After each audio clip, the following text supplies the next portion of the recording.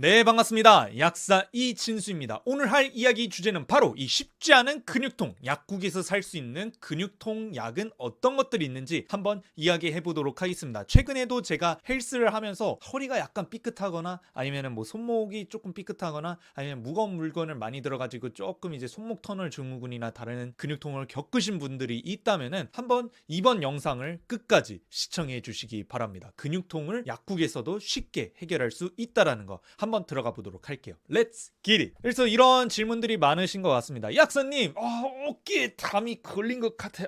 쉽지 않다. 이렇게 삐그덕 거리면서 오시는 우리 선생님들이 계시는 것 같은데, 이 어깨에 담이 걸렸다. 해결할 수 있는 것들이 없을까? 자기는 파스 붙이는 게 귀찮대요. 그래서 먹는 약이라도 없을까라고 이렇게 질문 주시는 분들이 많으신 것 같습니다. 그렇게 해서 제가 보는데 이런 근육통이 왜 일어날까라고 한다면은 이런 뼈 연골과 같은 경조직이 따로 있고, 그리고 근육 힘줄 인대 연조직이 따로 있게 되는데, 약국에서 해결할 수 있는 범위는 이 근육 힘줄 인대가 늘어나거나 조금 이제 다치게 된다, 염증이 생기게 된다라고 한다면은 이 연조직에 해당하는 부위에 걸맞는 것을 약국에서 해결할 수 있게 제공을 해드릴 수가 있습니다. 사실 이런 뼈나 연골 같은 경우는 이런 통증 클리닉을 가보시는 게 제일 좋겠죠. 그래서 대부분의 경우에는 이제 반복적인 동작이나 무리한 힘을 사용하는 경우에 이런 근육통을 느끼거나 근골격계 질환이 있는 경우에, 아니면 약물 복용, 특히 이런 스타틴 계열, 이런 고지혈증 약 같은 경우에는 횡문근 융해증이라고 해가지고 부작용이 쉽게 잘 나올 수가 있거든요. 그래서 고지혈증 약을 드시는 분들에 한해서 이런 횡문근 융해증으로 인해 근육통을 느끼시는 분들에 한해서는 이런 식으로 근육통을 느낄 수 있다. 그래서 보통 이 세 가지 경우가 대표적인 경우가 될 수가 있겠죠. 그래서 첫 번째로는 이제 아세트아미노펜을 이제 권해드릴 수가 있습니다. 그래서 근육통의 1차 선택약이라고 하는데 이 두 알을 4번까지 드실 수가 있습니다. 그래서 4000mg 정도 복용할 수가 있게 되고요. 한 번에 세 알을 먹어도 이 진통 효과는 증가를 하지 않습니다. 그래서 여러분들이 착각하면 안 되는 게, 제가 이렇게 두 알을 4번씩이나 이렇게 설명을 들었는데도 약사님 저는 너무 아파가지고 그냥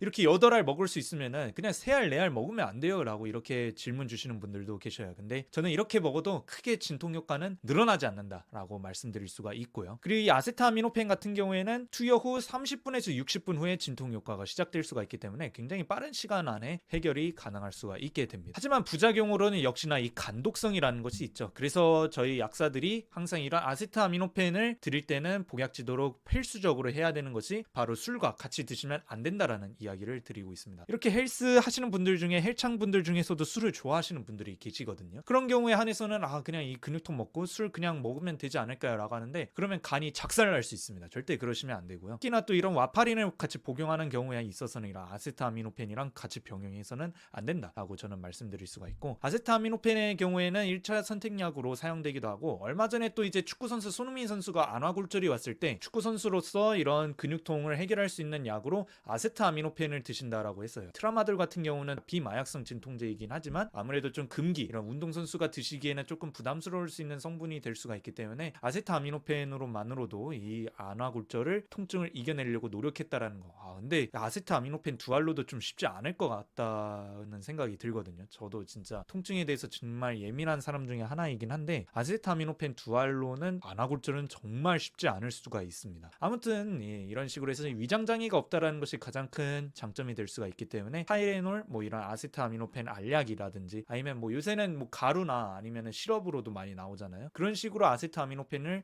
어린아이들도 이제 근육통이 왔을 때 드실 수가 있게 될 겁니다. 그 다음에 요새는 이런 타이레놀 8시간 2알 서방정이라고 해가지고 이제 병원에서도 찾아 나오기도 하거든요. 근데 이런 서방형 제제 같은 경우에는 12세 미만은 금기입니다. 그래서 어린아이들 같은 경우에는 이런 타이레놀 8시간 2알 서방정 대신에 다른 이제 아세트아미노펜 계열로 뭐 서스펜이라든지 아니면 타스맨이라든지 이런 식으로 드릴 거거든요. 그래서 좀 용량이 적은 걸로 이제 드릴 거고, 서방형 제제는 초등학생은 드시면 안 된다, 중학생 이상부터 드실 수 있다라고 저는 말씀드릴 수가 있어요. 그 다음에는 이제 가장 유명한 소염 진통제 하나이죠, 이부프로펜. 그래서 보통 이런 근육통이나 근육에 있어서 다쳤을 때는 대부분이 다 염증 질환일 가능성이 높습니다. 그런 경우에 한해서는 이런 타이레놀, 이런 아세트아미노펜 같은 경우는 소염작용이 없기 때문에, 사실 저는 뭐 1차 선택약으로 아세트아미노펜을 드린다라고 하지만은 사실 이런 이부프로펜을 먼저 드리기도 합니다. 그래서 소염작용이 뛰어남과 동시에 아르기닌 염과 복합제로도 나오기도 해가지고 흡수가 빠른 제품들도 있기도 하거든요. 여성분들 같은 경우에는 이런 생리통, 이런 통증 같은 경우도 이런 이부프로펜 중에서도 파마브롬이라는 이런 이뇨제 성분과 함께 붓기를 빨리 제거해 줄 수 있음으로써, 여성분들 같은 경우 운동을 했을 때 이런 근육 통증을 느끼게 된다면 저는 오히려 이런 EGN6나 아니면 탁센 레이디 같은 경우를 추천해 드리는 경우도 있습니다. 그래서 생리통에도 효과적이다. 다음으로는 이런 덱시부브로펜이라는 제제들도 있게 됩니다. 그래서 파란색 물약으로 되어 있는데 이거는 이부프로펜 아까 보셨던 약에 이성질체 S형만으로 되어 있는 이름을 우리는 덱시부브로펜이라고 부르게 됩니다. 그럼 이부프로펜하고 차이점이 무엇이냐라고 한다면은 위장 장애가 덜해요. 이 약 같은 경우에는. 그리고 한 알로도 이제 3번 드실 수 있게 되어 있어서 아까 봤던 이부프로펜 같은 경우에는 두 알을 3번 드실 수 있게 좀 번거로움이 있게 되지만은 덱시부브로펜은 한 알을 3번 드실 수 있는 간단한 약으로 복용할 수가 있습니다. 그 외에도 이제 이부프로펜이 위장 장애가 조금 있거든요. 위장 장애 부작용을 겪을 수도 있는데 덱시부브로펜은 S형 같은 경우에는 부작용이 위장 장애가 거의 없습니다. 이부프로펜보다 저는 덱시부브로펜을 먼저 우선적으로 드리려고 하고 있어요. 나프록센이라는 약도 있게 되는데 이부프로펜보다는 작용 시간이 길면서 하루에 5알까지 복용이 가능하다라는 게 장점이 될 수가 있습니다. 그래서 보통 이런 치통 같은 경우에 이제 나프록센을 많이 드시기도 하는데 이 나프록센이 이부프로펜보다 작용 시간이 더 길다라고 보시면 될 것 같습니다. 그 외에도 이제 아나프록스라고 해가지고 연질 캡슐이 아니라 이제 정제로 된 알약도 있게 되는데 나프록센 나트륨이라고 하거든요. 그래서 일반적인 나프록센이 이런 연질 캡슐보다 이 나프록센 나트륨이 최대 혈중 농도 도달 시간이 좀 더 빠릅니다. 이제 염산염이 수산염으로 되어 있어가지고 물에 잘 녹을 수가 있어서 급성 통증에 빠른 효과를 내보고 싶다라고 한다면은 이런 정제로 된 나프록센 나트륨을 저는 추천드리고 있습니다. 이런 질문을 주시는 분들도 계셔요. 약사님 그럼 이부프로펜하고 나프록센 둘 중에 하나 선택하라고 한다면은 어떤 소염 진통제가 좋냐요? 이렇게 질문 주시는 분들도 계시거든요. 그러면은 이제 이부프로펜 같은 경우에는 작용 시간이 나프록센보다는 빠르지만 그만큼 작용 기간이 짧다. 그래서 빨리 작용하는 만큼 빨리 꺼진다라고 생각하면 돼요. 나프록센은 천천히 올라오는데 작용 시간이 느리긴 하지만 작용 기간이 길어서 만성 통증이라고 할까요? 치통이라든지 아니면 관절염이라든지 이런 쪽에 있어서는 나프록센이 좀 더 좋은 약으로 저는 말씀드릴 수가 있게 됩니다. 그 다음에는 이제 클로닉신 리시네이트라는 이런 소염 진통제가 따로 또 나오기도 합니다. 그래서 요새는 생산 공급이 중단됐다 이런 이야기도 있는데 저 같은 경우에는 이제 클로닉신 리시네이트가 약국에 사입을 할 수 있다라고 한다면 이런 근육통이나 치통, 신경통에 효과적으로 더 드릴 수가 있어가지고 보통에 이제 병원약을 드셨는데 좀 효과를 못 본다라고 하시면은 저는 클로닉신 리시네이트를 권해드리고 있어요. 그래서 이런 경우에 한해서는 편두통에도 이제 클로닉신 리시네이트가 좋기도 하거든요. 다음으로는 아스피린이 될 수가 있는데 저는 아스피린 같은 경우에는 소염 진통제이긴 하지만 먼저 이렇게 근육통에 권해드리지 않고 있습니다. 왜냐하면은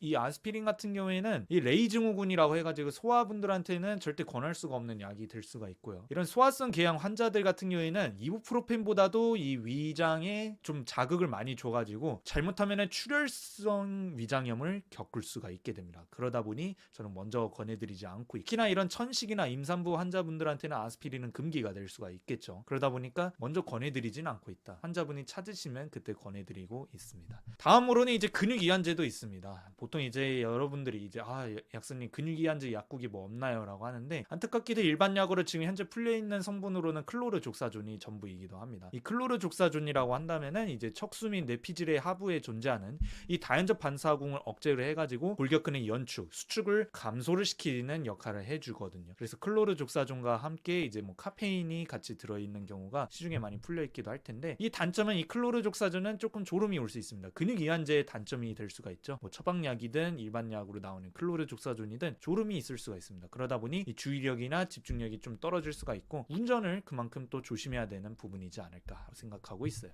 그 외에도 이제 한약 제제로서 이제 작약 감초탕도 근육통에 굉장히 많이 도움이 될 수가 있게 되는데 이런 작약 감초 두 가지가 핵심 한약 제제로 들어가 있게 되거든요. 그래서 작약 같은 경우에는 이런 보혈제로서 이런 근육 이완에 도움이 될 수가 있고 감초는 보기제 역할을 하죠. 그래서 염증을 항염증 효과를 나타내게 주면서 뭔가 이 보기제 그러니까 부족한 부분을 채워줄 수 있는 보충제라고 생각하시면 될 것 같아요. 그래서 이런 작약 감초탕을 저는 드리고 있고요. 그래서 급격하게 일어나는 근육경련 통증에도 활용을 할 수가 있고 그래서 저 같은 경우에는 근육통, 관절통, 생리통, 복통에도 작약 감초 탕을 잘 드리려고 하고 있어요. 그리고 또 이제 갈근탕이라고 합니다. 보통 이런 갈근탕이라고 한다면 이런 몸살 감기에 주로 많이 드리기도 하는데 근육통에도 드릴 수가 있게 됩니다. 그래서 체액과 영양 보충을 동시에 하면서 근육과 조직을 회복을 시킬 수 있고 그리고 땀을 이게 배출시켜 주거든요. 그래서 발산, 발한 그래가지고 더위나 이런 추위를 이렇게 땀으로써 배출시켜 주게 한다. 그래서 노폐물을 배출시켜 주기 함으로써 근육통이나 관절통, 어깨 결림에도 쉽게 사용할 수 있다라고 보시면 될 것 같습니다. 그래서 웬만하면 다음에 작약함초탕인데 근육통으로 너무 고생하신다면 저는 갈근탕을 드리고 있거든요. 특히 덩치 큰 남성이나 여성분들한테 저는 권해드리고 있어요. 그래서 약사 이진수가 생각하는 이런 근육 결림의 추천 세트라고 한다면 저는 세 가지가 될 수가 있거든요. 첫 번째는 수염진 통제인 클로닉신 리시네이트, 두 번째는 클로르족사존, 세 번째는 작약함초탕이 될 수가 있습니다. 그렇게 해서 이 세 가지 정말 다 먹어도 되나요? 하라는데 다 먹어도 상관은 없습니다. 물론 이제 신장에 조금 무리가 가게 된다면은 이런 소염진 통제나 작약함초탕을 이제 드리지 않고 저는 아세트아미노펜과 클로르족사존 이런 식으로 드리려고 하고 있거든요. 아무튼 이 세 가지 조합이 일단 기본 조합으로 돼가지고 각자 클로닉신 리시네이트는 2알을 3번, 클로르족사존은 1알을 3번, 작약함초탕은 2알을 3번 이런 식으로 드실 수 있게 저는 복약 지도를 해드리고 있습니다. 그래서 여러분들 마무리를 하게 된다면 근육통이 생겼다라고 한다면은 꼭 한번 약국에 방문하셔서 진짜